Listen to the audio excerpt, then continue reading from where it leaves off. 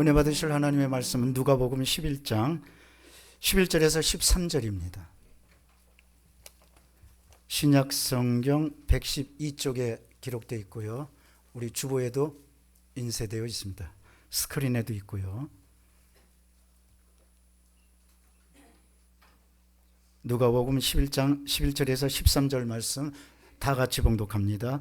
너희 중에 아버지 된 자로서 누가 아들이 생선을 달라 하는데 생선 대신에 뱀을 주며 알을 달라 하는데 전갈을 주겠느냐? 너희가 악할지라도 좋은 것을 자식에게 줄 줄 알거든. 하물며 너희 아버지께서 구하는 자에게 성령을 주시지 않겠느냐 하시니라. 아멘. 가슴에 손 얹어 주시기 바랍니다. 제가 봉독해 올립니다. 너희 중에 아버지 된 자로서 누가 아들이 생선을 달라 하는데 생선 대신에 뱀을 주며 알을 달라 하는데 전갈을 주겠느냐? 너희가 악할지라도 좋은 것을 자식에게 줄 줄 알거든. 하물며 너희 아버지께서 구하는 자에게 성령을 주시지 않겠느냐 하시니라. 저는 여러분과 함께 어버이의 마음 이런 제목으로 함께 은혜를 나눕니다. 오늘은 어버이 주일입니다. 성경에는 하나님과 우리의 관계에 관해서 종종 많은 분류로 표현합니다. 임금과 백성, 또 지휘관과 군사, 또 신랑과 신부, 또 오늘 우리가 읽었지만 아버지와 어버이와 자녀, 이런 관계로 표현합니다. 어버이와 자녀는 끈을 내야 끊을 수가 없습니다. 종종 천륜이라고도 얘기합니다. 또 사람들이 방해할 수도 없습니다. 하나님과 우리의 관계는 그렇습니다. 그 어느 누구도 우리의 관계를 끊을 수가 없습니다. 예수 그리스도를 통해서 피로 값주고 산 우리들이 때문에 그렇습니다. 사망도 저주도 그 어떤 천사의 위력도 우리를 끊지 못하고 하나님께서 우리를 지켜주시는 것입니다. 어버이의 사랑은 한이 없습니다. 어떤 사람은 가시고기라고 그럽니다. 여러분, 가시고기는요, 이제 알이 부화돼서 바다에서 새끼가 나면 이 새끼가 자라는데 어버이, 엄마 살을 다 뜯어 먹고서는 얘가 크는 거예요. 그래서 남은 거는 가시밖에 없어. 그래서 가시고기예요. 우리 어버이들도 마찬가지예요. 자식들이 다 뜯어 먹고 우리는 어쩌면은 가시만 남은 줄로 생각이 듭니다. 그렇게 어버이는 희생하는 그런 존재고 고귀한 존재입니다. 며칠 전 뉴스에 봤더니 어버이를 가장 생각나게 하는 게 뭐냐? 어버이들이 이제 돌아가신 다음에 유품을 정리하다가 가장 많이 깨닫는 게 그때 좀 더 잘해드릴 걸. 그때 이렇게 해서 야단치시고 한 게 나를 사랑하셨기 때문에 그랬구나. 그때 좀 더 잘해드릴 걸 하고 깨닫는 게 첫 번째라는 이야기를 들은 적이 있습니다. 이 시간에 우리 자녀들이 있다면 진짜 어버이에게 잘해드리시기를 바랍니다. 저도 목사로 사역하고 있지만 저는 개인적으로 국민일보라든지 전문적인 사역을 많이 했습니다. 저희 아버님이 늘 말씀하시기를 김 목사가 강단에서 설교하고 신방하고 기도해주고 그게 최고지, 신문사에서 뭐 이렇게 근무하냐고 빨리 때려치고 나오라고. 그런데 제가 신문사에 있는 바람에 아버님의 그 소원을 이뤄드리지 못했어요. 저희 아버님이 장로님으로서 소천하셨는데 나중에 제가 목회하게 돼서 이제 신문사도 그만두고 목회하게 돼서 크리스천 메모리얼 파크 오살리 기도원 옆에 있는 추모관에다 모셨는데 그때 제가 목회를 하게 돼갖고 드디어 추모관에 가서 아버님, 제가 드디어 목회를 하게 되었습니다. 그랬더니 마치 그래 잘했다 하고 말씀하시는 것만 같았습니다. 지금도 저는 우리 화도평강 순복음교회에서 목회하고 있는 게 아버님의 뜻을 이어가기도 하고 또 하나님의 뜻을 이어가기도 하고 그래서 얼마나 감사한지 모르겠습니다. 그때 제가 종종 느끼는 것은 그때 진작에 신문사 때려칠 걸. 그 어버이가 이렇게 돌아가신다면 다들 그렇게 생각하는 겁니다. 우리 하나님께 대한 것도 마찬가지입니다. 우리도 하나님께 효도해야 됩니다. 하나님을 잘 섬기고 하나님을 경외하고 우리 이 땅에 있을 때 여러분 우리가 밝은 이렇게 눈 볼 수 있는 건 항상 성경 많이 보시기를 바랍니다. 찬송할 수 있을 때 입술로 찬송할 수 있는 것 마음껏 찬송하시기를 바랍니다. 원망과 불평 대신에 감사와 찬양을 마음껏 하시기를 바랍니다. 하나님께서 우리에게 여건 주셨을 때, 환경 주셨을 때 예배드리고 찬양하고 이것이 영원한 겁니다. 세상의 모든 것 한순간에 다 사라집니다. 모든 육체는 풀과 같고 그 영화는 풀의 꽃과 같습니다. 하나님의 말씀은 영원합니다. 우리 하나님은 그런 분이니까 우리가 하나님께 효도를 해야 되는데 언제나 예배 중심, 찬송 중심, 말씀 중심, 경건 중심, 하나님의 뜻을 내 삶의 현장에 분명히 세우는 것 가장 고귀한 일이고 그것이 효도하는 일입니다. 하나님을 거역하고서는 아무 누구도 행복하게 살 수가 없습니다. 순천자는 흥한다는 말이 있습니다. 역천자는 패한다는 말이 있습니다. 하나님의 뜻을 찾는 사람은 흥하고 역천자, 하나님의 뜻을 거스리는 자는 패한다는 말입니다. 하나님이 우리에게 건강 주시고 환경 주시고 그랬을 때 하나님께 효도하고 경건으로 돌아가는 여러분 되시기를 바랍니다. 많은 사람들은 생각합니다. 내가 하나님을 사랑하는구나. 아닙니다. 하나님이 먼저 우리를 사랑하시는 겁니다. 하나님이 먼저 우리를 택하고 불러주신 겁니다. 요한일서 4장 10절은 말씀하십니다. 사랑은 여기 있으니 우리가 하나님을 사랑한 것이 아니요. 한번 따라 하실까요? 하나님이 우리를 사랑하사. 하나님이 우리를 먼저 사랑하셨더니.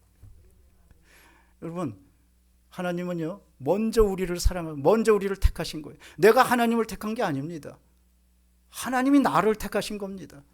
예수님도 요한복음 15장 16절에 말씀하십니다. 너희가 나를 택한 게 아니고 내가 너희를 택했다고.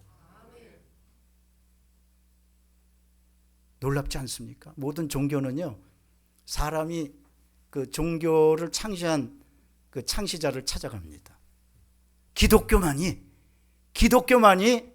하나님이 인간을 찾아오신 거예요. 하나님이 여러분을 찾아오시는 거예요. 하나님이 여러분을 불러주신 겁니다. 하나님이 여러분을 사랑하시는 겁니다. 하나님이 여러분을 만나 주신 겁니다. 사람들은 좋을 때 내가 다 모든 걸 갖춰야지 만나길 원합니다. 우리는 어떻습니까? 죄짓고 불의하고 치악하고 못난데 하나님이 먼저 찾아오신 거예요. 미국의 유명한 무디 목사님이라고 있었는데요. 그 목사님이 한 번은 이제 교회를 오시는데 거지 소년이 교회 앞에서 구걸을 하고 있었어요. 거지니까 옷도 누추하고 잘 챙기지도 않고. 근데 사람들이 왜 교회 앞에 있어? 절로 가. 이제 막 그래. 근데 무디 목사님이 오시다가 그 소년의 손을 꽉 잡고 예배 이렇게 쭉 오시고 어디까지 왔느냐? 강대상 의자까지 앉아라. 그 거지 소년은. 그러더니 설교할 때 돼갖고 그 소년의 손을 잡고 여기 딱 올라와가지고 무디 목사님 이렇게 말씀하십니다. 여러분, 이 거지 소년이 오늘 자격이 안 되지만 저와 함께 강대상에 올라간 것처럼 우리가 다 죄인이었고 자격이 없고 어리석고 폐인이었지만 예수님께서 우리의 손을 잡아주시고 천국에까지 인도해 주셨습니다. 만나 주셨습니다. 사람들이 다 은혜 받았어요. 그 거지 소년이 누굽니까? 현재 납니다. 우리가 거지 소년입니다. 예수님이 만나 주셨고 손잡아 주셨고 오늘날 천국의 영광까지 이르게 해 주신 줄로 믿습니다. 하나님의 사랑은 위대합니다. 사랑이 가장 고귀한 건 두 가지예요. 첫째로 책임과 희생입니다. 말만 립서비스로 사랑한다, 좋아한다, 다 소용없어요. 책임져야 됩니다. 둘째는 희생입니다. 헌신입니다. 내 것을 다 내려놓는 겁니다. 근데 사람들은 그렇게 하지 않고 그냥 사랑만 소유하려고 합니다. 놀랍게도 하나님은 우리를 십자가에서 책임져 주셨고 십자가에서 희생하시고 우리를 구원하셨습니다. 하나님의 사랑, 그 사랑은 그 본심을 알아야 됩니다. 오늘 본심에 대한 얘기가 나옵니다. 예수님이 이렇게 표현하십니다. 야, 너희가 누가 자식이 생선을 달라는데 어떤 부모가, 어떤 어버이가 뱀을 주겠느냐?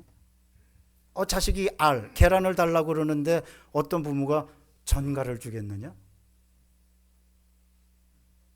어버이는, 아무리 악한 어버이는 자식이 생선을 달라고 그러면 생선을 주고, 자식이 계란을 달라고 그러면 계란보다 더 좋은 것을 줄 알거든. 더군다나 악한 부모도 그렇게 할 줄 알거든. 하물며 하나님께서 구하는 자에게 성령을 주시지 않겠느냐라고 말씀하신 겁니다. 그게 아무리 악한 자라도 자식에게는 좋은 것을 주는 것이 어버이의 본심입니다. 여러분, 우리 하나님의 본심을 알아야 됩니다. 예레미야가 3장 33절은 이렇게 말씀하십니다. 주께서 인생으로 걱정하게 하시고 근심하게 하시는 것은 하나님의 본심이 아니시로다. 그 당시 예레미야는 심각한 나라의 위기, 선지자로서의 위기가 있었습니다. 유다는 BC 586년에 망합니다. 망하기 직전에 유다는 하나님 앞에서 많은 범죄를 저지르고 있었습니다. 그들은 바알과 아세라를 섬기면서 우상을 섬겼습니다. 하나님이 이스라엘 백성을 선민으로 택하셨는데 선민으로서 역할을 다 하지 않고 삐뚤어 나갔습니다. 우상을 섬겼습니다. 하나님을 잊어버렸습니다. 뿐만 아닙니다. 지도자들은 가난한 사람을 억압했고 그 다음에 자기들의 부를 누렸습니다. 그 다음에 선지자들은 무슨 저주는 무슨 저주고 멸망은 무슨 멸망이냐, 그런 거 없다. 여러분, 이제 조금 있으면 바벨론이 유다를 완전히 침공합니다.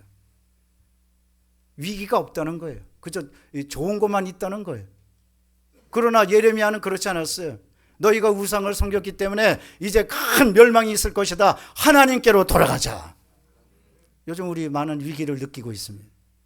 가장 먼저 할 일은 하나님께로 돌아가는 겁니다.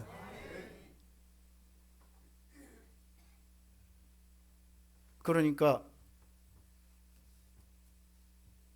나라의 지도자들이 저 예레미야 저 못돼 처먹었구나. 그러고서는 예레미야를 시위대 뜰 감옥에 쳐넣은.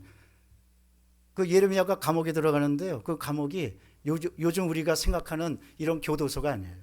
땅을 깊이 파가지고 습기가 차고 캄캄하고 견딜 수 없는 고통 중에 있는 것이 예레미야가 처했던 감옥이었습니다. 이스라엘은 큰 고통에 빠졌고 선지자도 큰 고통에 빠졌습니다. 그랬을 때 들려주셨던 말씀이 예레미야 애가 3장 33절이에요.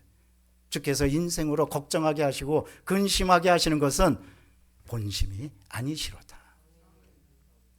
우리 때때로 하나님께 하나님 생선 주세요.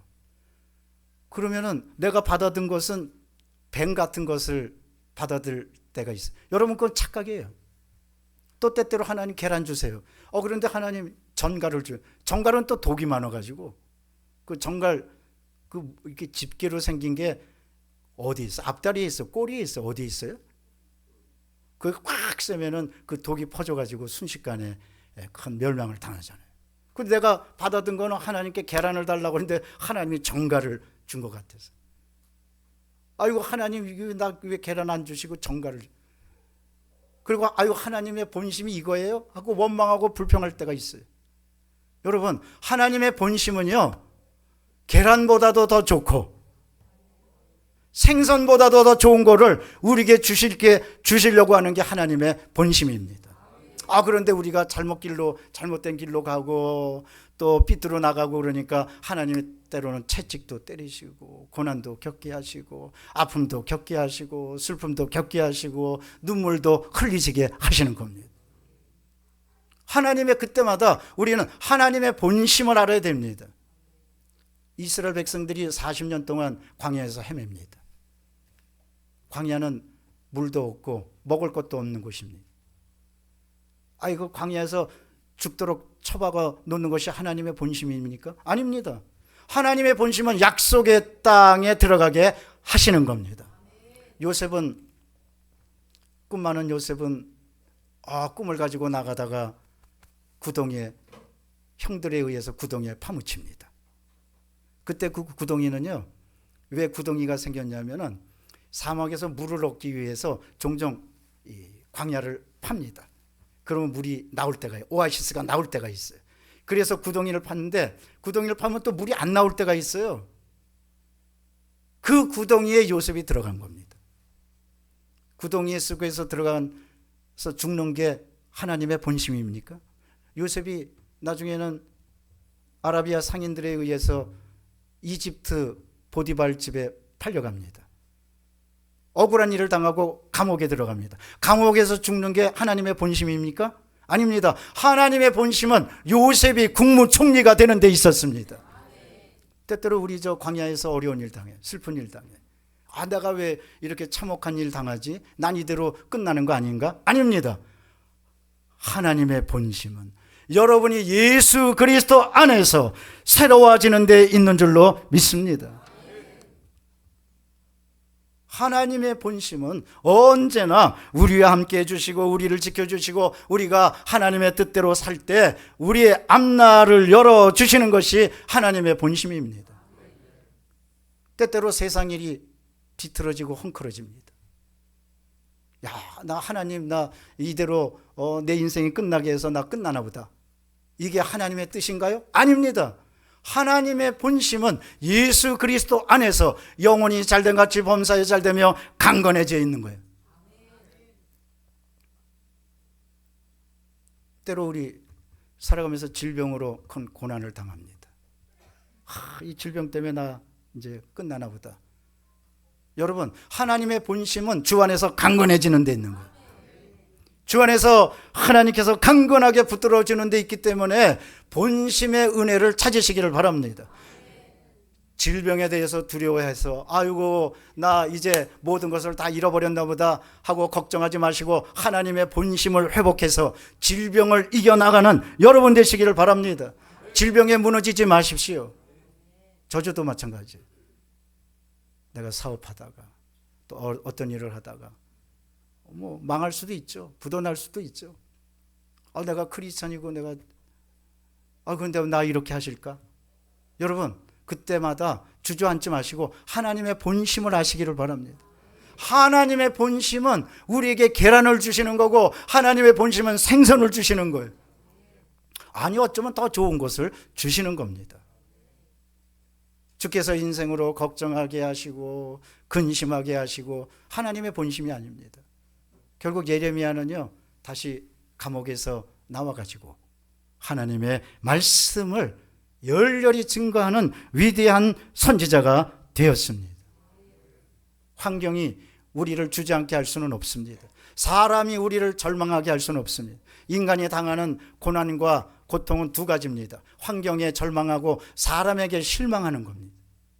그러나 이것 때문에 내 인생이 끝났고 주저앉다고 좌절하지 마십시오. 하나님의 본심은 거기서 일어나서 저주도 이기고 사람도 이기고 어려움도 이기고 고난도 이기고 고통도 이기고 절망도 이기고 다시 한번 독수리와 같은 새 힘을 얻어서 인생을 활기차게 사는 데 있습니다. 하나님은 언제나 은혜로 우리에게 기회를 주십니다. 사람들은 말합니다. 은혜란 뭘까? 여러분, 은혜는요, 하나님이 끝없이 주시는 기회가 은혜입니다. 우리 종종 가다 보면 무슨 무한 리필이라고 그래서 맛있는 것이라든지 뭐 있으면 무한 리필이라고 있어요. 여러분, 하나님의 은혜 기회는요 무한 리필이에요. 오늘도 하나님이 여러분에게 기회를 주십니다. 그런데 그 기회를 얻는 사람이 누구냐? 시편 32편 6절은 말씀하십니다. 무릇 경건한 사람은 주님을 만날 기회를 얻을지니. 경건한 사람이 하나님의 주시는 기회를 얻는 거예요. 오늘 우리는 예배드리기 위해서 나왔어요. 오늘 기회를 얻는 시간입니다. 우리가 새로워지는 기회, 우리가 축복받은 기회, 우리가 주 안에서 거듭나는 기회, 우리가 주 안에서 천국의 영광을 체험하는 기회, 놀라운 기회가 세워지는 게, 주어지는 게 예배 시간입니다. 뿐만 아닙니다. 우리 삶의 현장에서도 하나님이 우리에게 끊임없이 기회를 주십니다.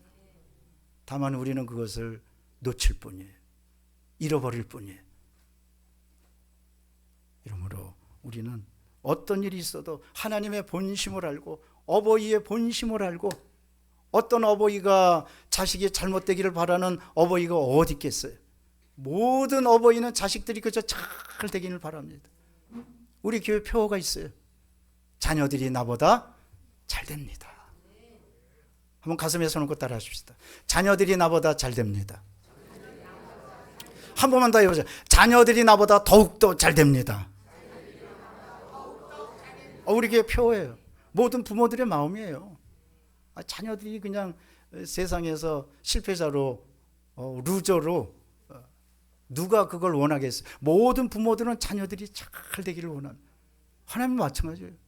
예수 그리스도 안에서 거듭난 우리, 하나님이 우리가 잘 되기를 바라시는 거예요. 그래서 우리 교회 저 표 있잖아요. 영혼이 잘된 같이 범사에 잘되고 강건하기를 간구하노라. 이것을 삼중 축복이라고 그래요. 영혼이 잘되면 범사가 잘되고 또 강건해지고. 하나님이 끊임없이, 어버이는 끊임없이 우리에게 잘 될 수 있는 환경을 조성하는 게 어버이로서 책임을 다하고 희생하는 겁니다. 그를 위해서 희생을. 근데 요즘은 또 못된 어버이도 있어요. 아주 막 아주 그 가정도 내팽겨치고 아주 그냥 자기 혼자 뭐 하고 그런 가정도 없진 않아 있지만 그것은 일부고, 그러나 창조 섭리는, 어버이는 그저 자녀들이 잘 되고, 나보다 잘 되고, 자녀들이 나보다 하나님 잘 섬기고, 자녀들이 나보다 좋은 일을, 직장도 없고, 자녀들이 나보다 건강하고, 자녀들이 나보다 이 사회에서 아주 빛나는 존재로 커가는 것이 모든 어버이들의 뜻입니다. 하나님도 마찬가지입니다. 하나님도 여러분이 주 안에서 잘 되기를 바라시는 거예요. 하나님의 본심이에요. 어버이의 본심입니다. 그런데 때로는 하나님이 우리가 잘못된 길로 가고 어려운 길로 삐딱선도 타고, 그러면 어버이가 징계도 하고 또 교훈도 하고 책망도 하고. 그 어버이는 왜 그러느냐?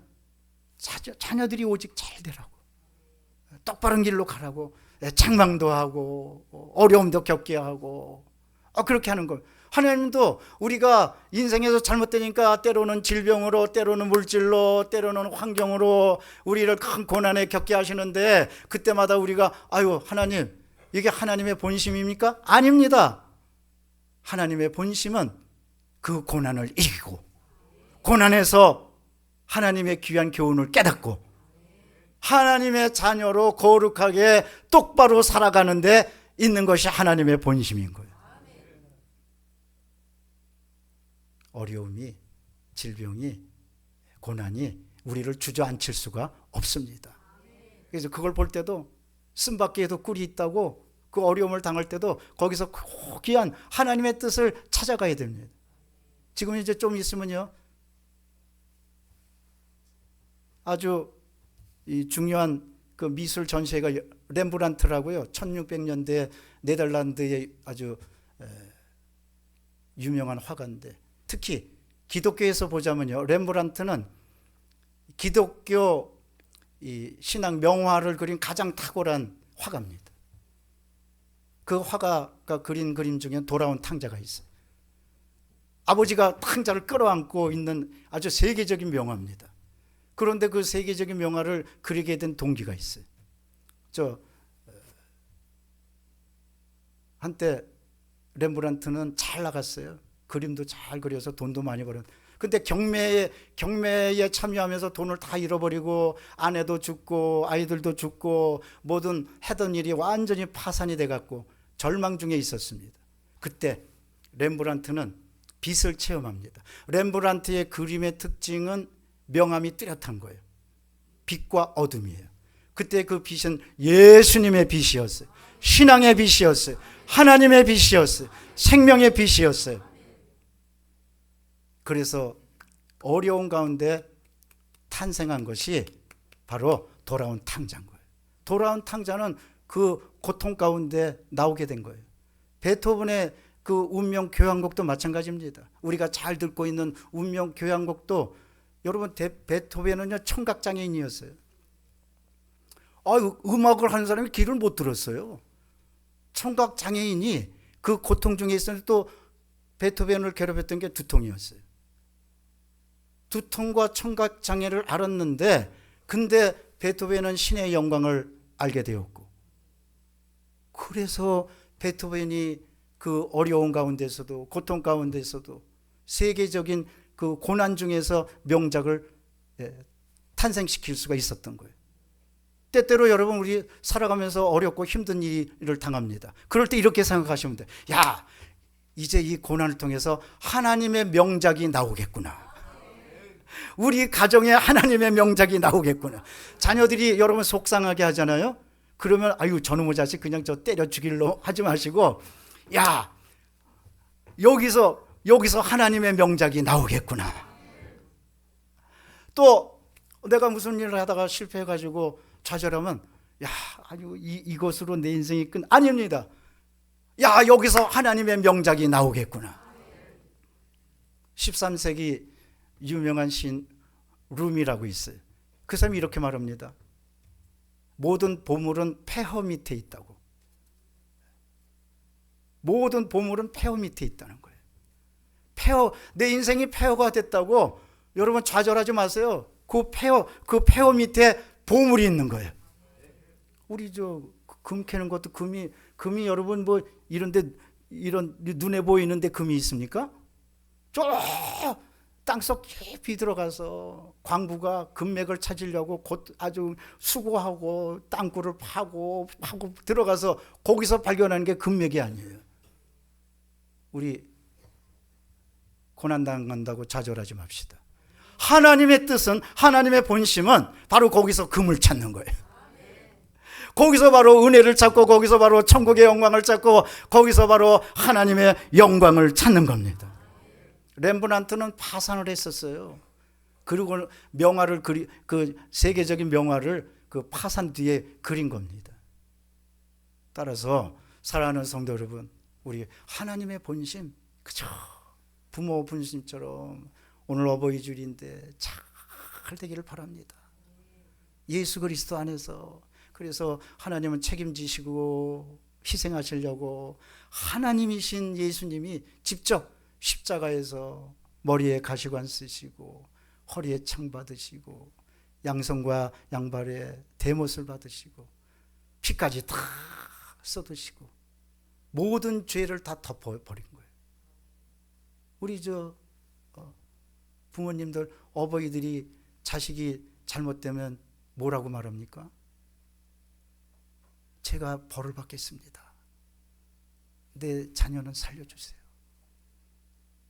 또 질병으로 고통당할 때 하나님께 이렇게 기도하잖아요.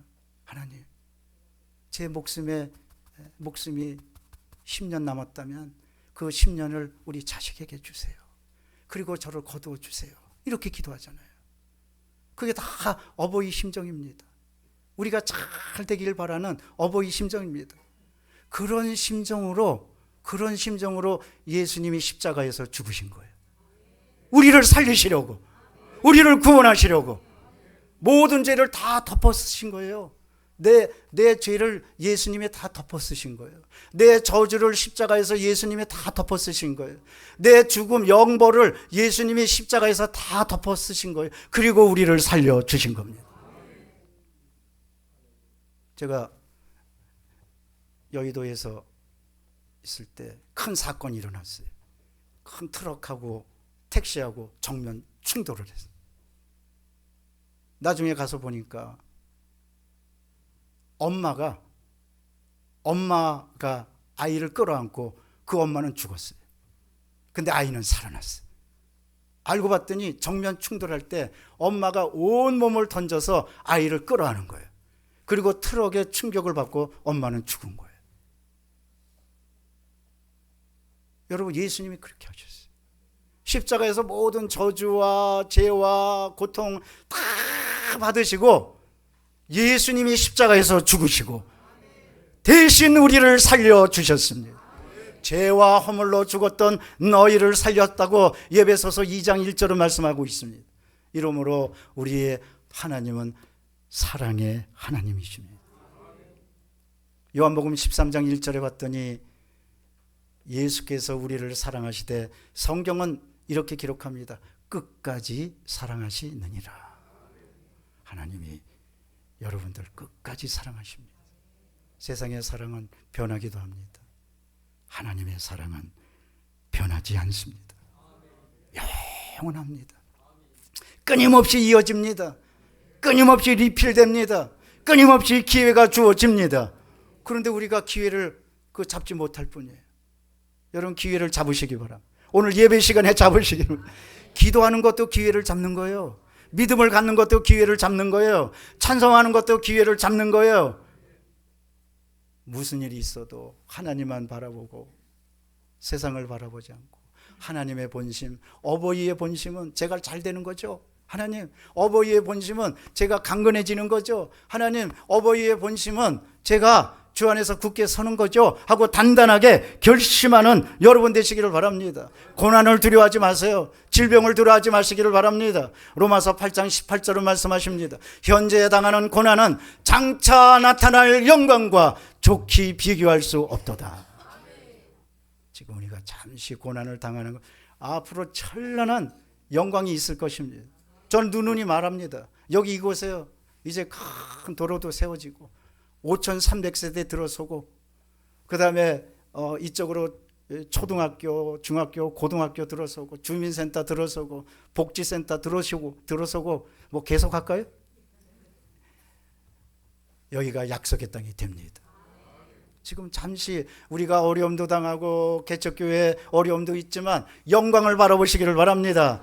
교회가 부흥하고 교회가 크게 되면 가정도 부흥합니다. 가정에도 마찬가지예요.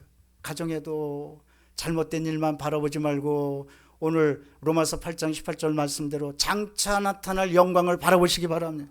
자녀들도 속상해서 고통을 주는 자녀들만 바라보지 말고 장차 나타날 영광을 바라보시기를 바랍니다. 그래서 자녀들을 저주하면 안 돼요. 부모가 이 저놈의 자식 하면서 저주하면 이 형 저주할 거는요, 너 커서 뭐 될래? 이런 나쁜 놈아. 이렇게 하면 안 돼. 너 커서 장관 될 놈아. 이래야 돼. 너 커서 아주 돈을 무지무지하게 벌 놈아. 너 커서 유명해질 놈아. 그래, 잘났다 한번 해봐라. 그렇게 말해야지. 너 커서 뭐가 될래? 이놈의 자식 나가 죽어라. 그런 말 하면 안 돼. 너 커서 장관 될 놈아. 너 커서 스타 될 놈아. 너 커서 위대하게 될 놈아. 여러분, 그 영광을 바라보시기를 바랍니다. 꿈꾸는 대로 됩니다. 듀크라는 미국의 유명한 작가는 이렇게 말합니다. 터널 안에 있을 때는 어둠만 바라보지 말고 출구를 바라보라고. 터널에 있을 때 어둠만 바라보면 인생이 끝장입니다. 여러분, 출구를 바라봐야 돼요. 오늘날 우리에게 출구는 어디냐? 십자가입니다. 출구는 어디냐? 하나님의 은혜입니다. 출구는 어디냐? 믿음입니다. 출구는 어디냐? 하나님의 본심을 아는 겁니다. 오늘 성경은 이렇게 얘기합니다. 생선을 달라 하는데 뱀을 주고 알을 달라 하는데 정갈을 주겠느냐? 하나님이 악한 자라도 좋은 걸 준다. 그런데 하나님이 너에게 성령을 주시지 않겠느냐. 근데 좀 약간 좀 생뚱맞아요. 왜냐하면 똑같은 말씀이 마태복음 7장에 있거든요. 악한 자라도 구하는 자에게 좋은 것을 주시지 않겠느냐 이렇게 표현합니다. 그런데 오늘 누가복음은 이렇게 말합니다. 성령을 주시지 않겠느냐. 왜냐? 우리가 성령을 받아야지 하나님의 본심을 똑바로 하는 거예요. 요한복음 14장 26절입니다. 보혜사 곧 아버지께서 내 이름으로 보내신 성령, 그가 내 모든 것을 가르치고 생각나게 하시리라. 그러니까 우리가 고난당해도 성령 충만하면 그 고난에 집중하지 않고 이거야, 하나님의 본심은 그게 아니구나. 하나님만 본심만 보고 찬송할 수 있는 거예요. 그래서 성령 충만을 얘기하시는 거예요. 또 우리가 기도하고 응답받아요. 그러면 또 응답을 잊어버려요. 근데 성령 충만하면 그 응답을 항상 고귀하게 생각하고 하나님의 은혜를 고귀하게 생각하고 성령 충만한 사람은 언제나 내가 했다고 그러지 않고 하나님의 은혜만을 기대하고 성령 충만하면 말씀으로 돌아가고 성령 충만하면 사람들 말 듣지 않고 하나님 말씀만 들으려고 그러고 그러니까 환경 바라보고 절망하지 말고 성령 충만함 받으라는 거예요. 하나님의 본심을 알기를 원하십니까? 성령 충만해야 돼요. 우리 순복음은 성령 충만한 교회. 우리 성령 충만을 위해서 기도하십시다.